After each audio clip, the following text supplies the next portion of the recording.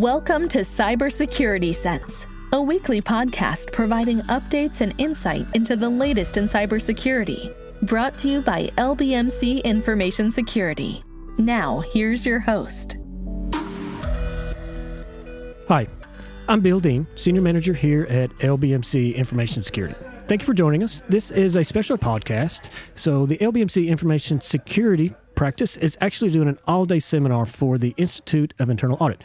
So here in Knoxville, just finished the presentation from Drew Hendrickson. So Drew is a shareholder with us. He's been with LBMC Information Security for about 4 years now, and he just did a great talk on SOC for cybersecurity. And so, Drew, I have to admit, I'm more on the technical side, and I listened to it, and I had a couple of questions. You know, one, what really is SOC for cybersecurity? Sure. So SOC for Cybersecurity is a new attestation that was issued from the AICPA in May of 2017. So it's a fairly new attestation standard that the AICPA issued, but really what it's really about is a way for an entity to have an independent third party come into their organization and perform really what's an audit of their cybersecurity risk management program.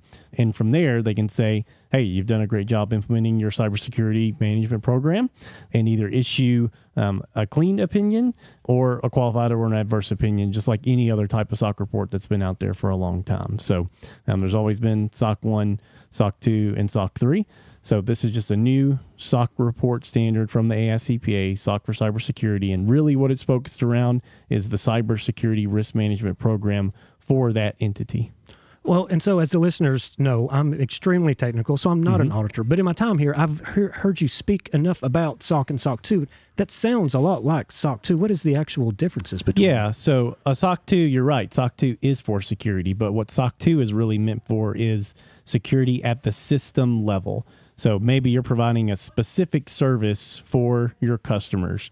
A SOC 2 is really just around that security for the service that you're offering to your customers. So it's just about the processes and policies in place for that service or the security of the systems and the infrastructure that are in place for the services that you're offering your customers. So it's very specific to just either that service offering or those systems. It's not about the entity from a holistic standpoint.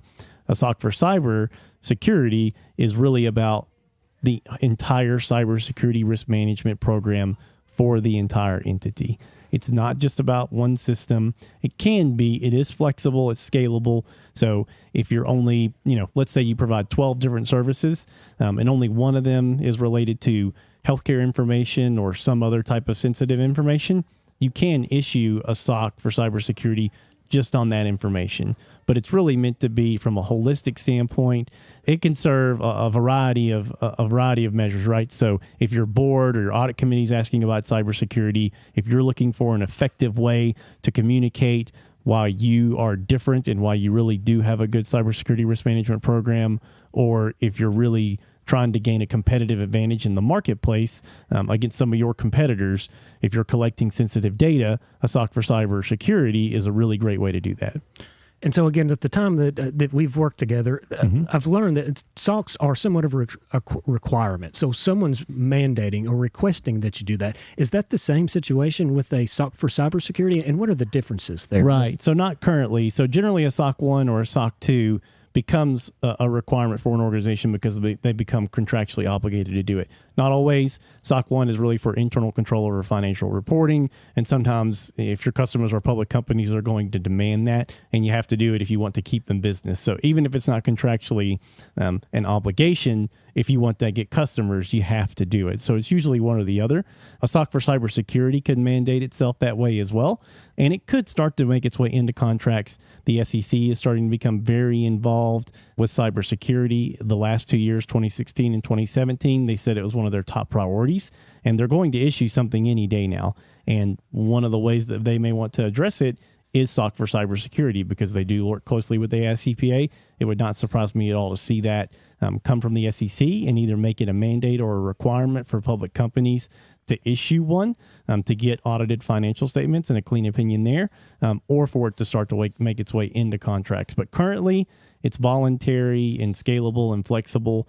It's not really meant for that at this point in time anyway. And so a SOC and a SOC 2, these are internal attestation documents that are to be held close until, someone is just a requirement. Mm-hmm. But the SOC for cybersecurity, that's something you want to be proud of. You want to tell people that you have this, and for public consumption to kind of build your brand and to indicate that you're taking this seriously and you want everyone to know. Yeah, that's correct. It's a general use report. So when I mention it can be useful from a competitive advantage standpoint, that's because it is a general use report. So whereas a SOC 1 and a SOC 2 has restrictions on how it can be provided to customers or other individuals or companies that might become customers, there's certainly some limitations there. SOC for Cyber, you can put it on your website if you want to. You may not want to do that, but you can give it to anyone that you may or may not be working with. That's great. Thank you so much for your time. Yeah, thank you, Really Bill. appreciated your talk. Appreciate it.